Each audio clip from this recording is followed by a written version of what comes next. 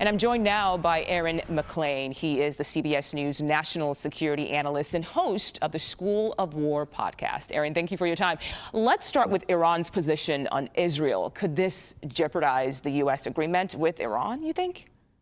It certainly could. The Iranians are using this diplomatic process with the United States to achieve one of their war aims at this point, which is keeping Hezbollah alive, keeping pressure on Israel. And essentially, they are trying to loop President Trump into being their agent for that by tying a ceasefire in Lebanon to continued progress on the deal elsewhere. Now, it's unclear whether they're going to stick to that. The last Israeli strike in Beirut did not get a direct Iranian response in Israel, as happened at the time before that.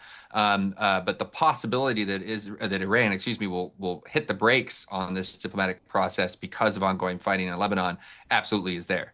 Yeah, Aaron, as we heard from Nancy earlier, President Trump continues to insist that Iran is not getting any money out of this deal. But will the U.S. need to release some of its frozen funds if there's to be lasting peace?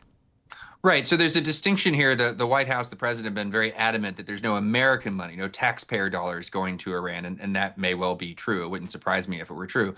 But even if the money that's going to Iran is, let's say, Iranian funds that are frozen or held in escrow elsewhere, or money that Iran's going to be able to earn because of sanctions being relieved, well, one way or the other, it's Iran getting money, right? And Iran getting money is good for Iran, and Iran's going to use that money for whatever it wants. And if history is any precedent, they could use it for their nuclear program, they could use it for their support of terror proxies. So in a way, it's a distinction without a difference. And there's one other point I'd like to make with you, which is if Iran receives money from whatever source just for opening the strait, because we don't know what it's getting the money for right now, then that means it's getting that money before the nuclear negotiations even begin. So further diminishing American leverage in those nuclear negotiations. The whole structure of this thing is fishy.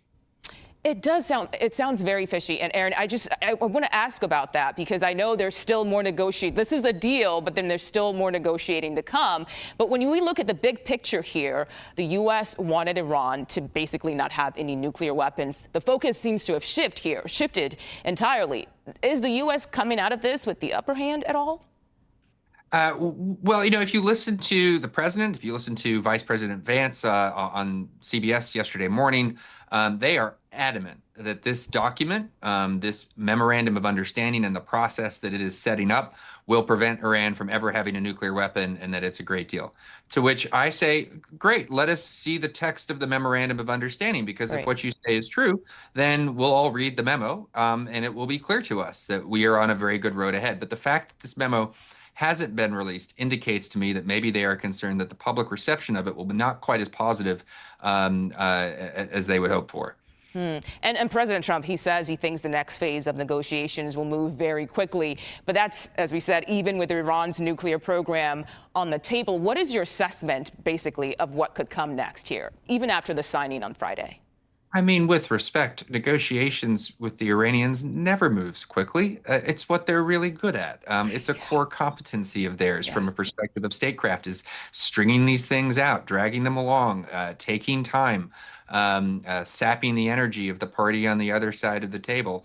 This was the case during the nuclear negotiations with the Obama administration and round after round of diplomatic engagement. So the source of this confidence that things will go quickly after, as I just observed a few minutes ago, we've released a lot of our leverage in terms of giving them access to funds and lifting our own blockade. It's mysterious to me. It would be a magic trick if it were true. Okay, we'll see what comes next. Aaron MacLean, as always, we appreciate your insight. Thank you so much.